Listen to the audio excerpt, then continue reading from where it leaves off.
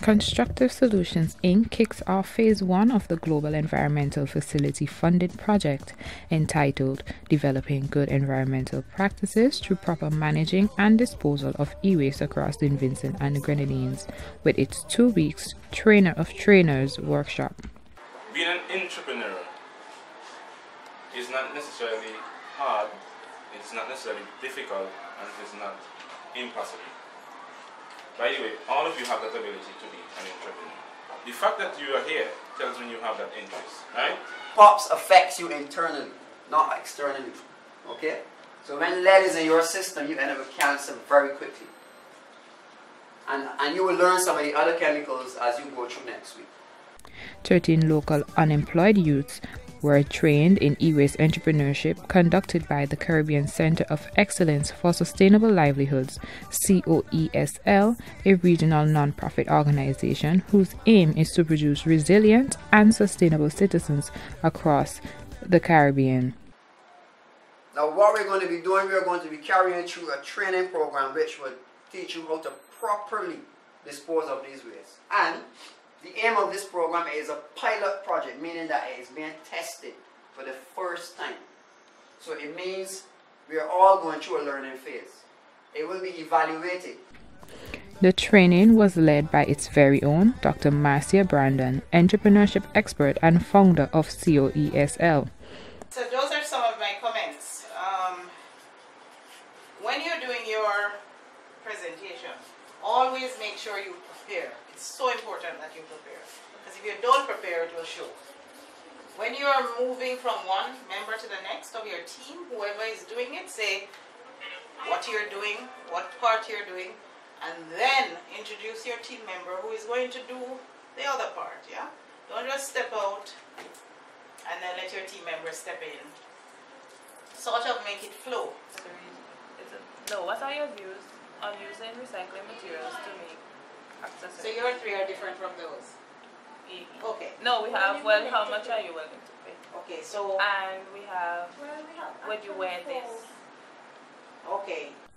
Ms. Carleen Gordon, an accounting expert, was also present from the organization, who led the accounting side of week 1.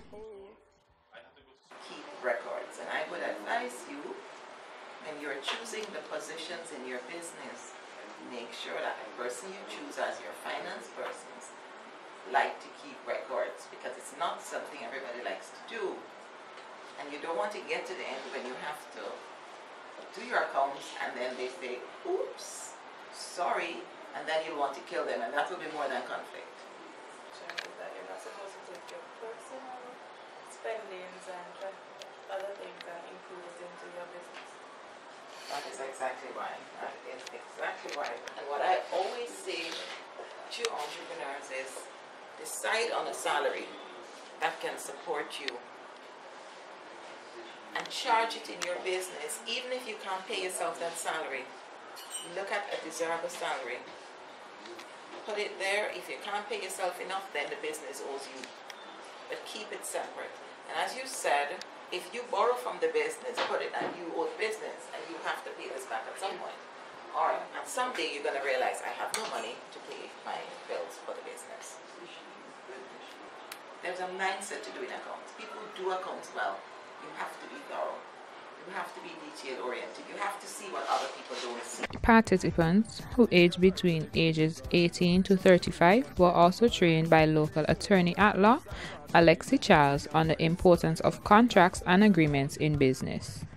From a business point of view, the agreement needs to set out clearly what each party is to pay and what each party is to receive for products or services. Now, if the price is not a fixed sum, set out how it is to be calculated. So, for example, I remember we had spoken earlier about shipping costs, packaging costs, customs duties, export items, etc. How is it priced to be calculated? Is who bears that cost? Is it green synergy or is it really consumer? Is it to be shared equally? How is it to be billed? When is the invoice going to come out time? All those sorts of things. That is price and payment.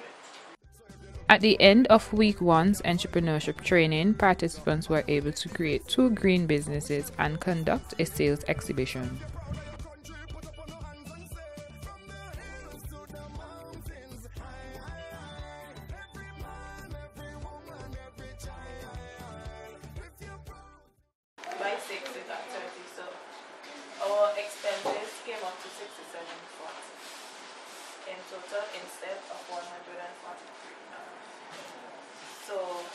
spending such let's say little expense, we see potential to make a profit in the end. Before we produce the product, we ask around to persons in town so we get feedback on the questions we asked. Well, do they like punches? What do they want in a punch? How much would they be willing to pay for a punch, and where would they like to purchase the punch? A lot of people were saying like they can't. Yeah, so but at least they could have tried. Yes. Maybe have worked out properly. But instead of they saying they can't, because I couldn't make that basket. But you made it. But I made it. Alright. I It looks like a nice little basket. I'll get closer. I go into home, I sit down, I watch a video, and then I replicate after it. Alright. Yeah, so instead of saying can't, you just try before you say can. Yeah. In the second week, owner of the Caribbean E-Waste Management Incorporated, Nadaline Cummins, took over to give the participants a more hands-on approach on the dismantling aspect of e-waste management. Participants went through a number of sessions on learning the proper measures necessary for dismantling and recording, only after having been taught on proper safety measures best to deal with the hazardous chemicals such as lead and mercury found in e-waste. My focus was not only money. My focus was developing and creating an industry scale. And you weigh the plastic.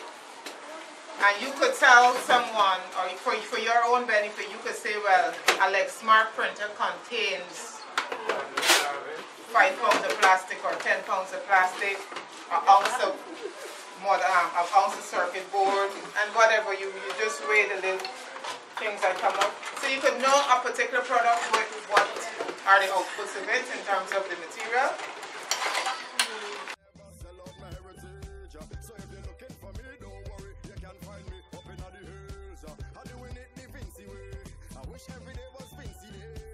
Participants taking part in the practical dismantling.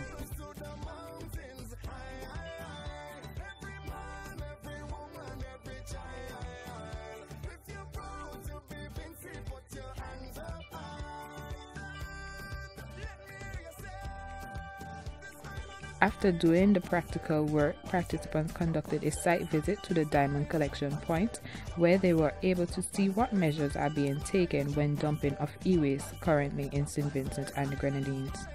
Now the solid waste department has agreed already to seek to actually hold their e-waste for us.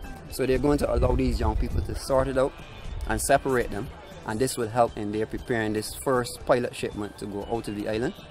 And they have also agreed that in future, when any e-waste is coming in, we're going to set a system in place to stop it from coming here at the landfill. But we would have to set up a collection point facility, and that would take a bit of time.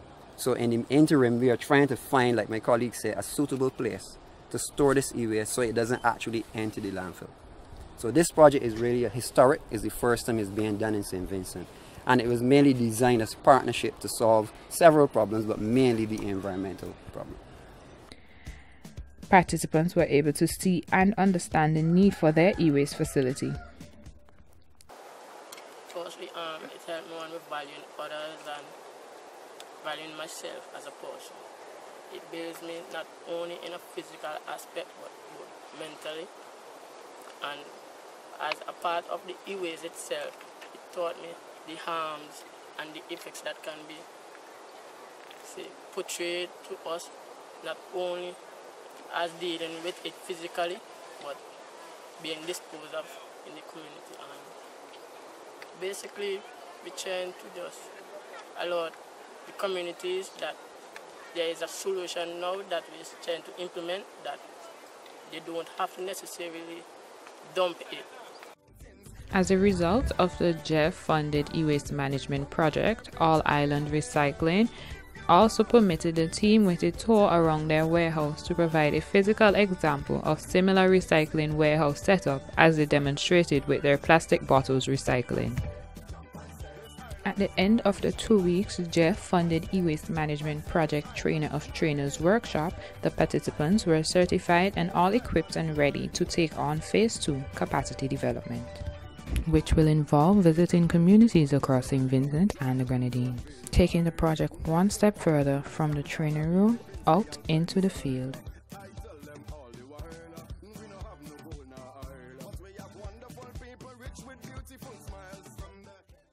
Thank you for a good 2 weeks of hard work, but success. I know that Mr. John was not the easiest one to deal with, but that is my responsibility to ensure that I pull the best.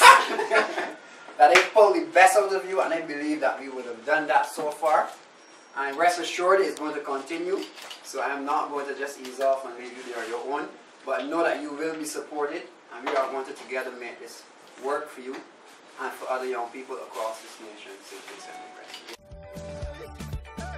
Vincent me come from, and I will never sell out my heritage. So if you're looking for me, don't worry, you can find me up in the hills. I'm doing it the Vincent way. I wish every day was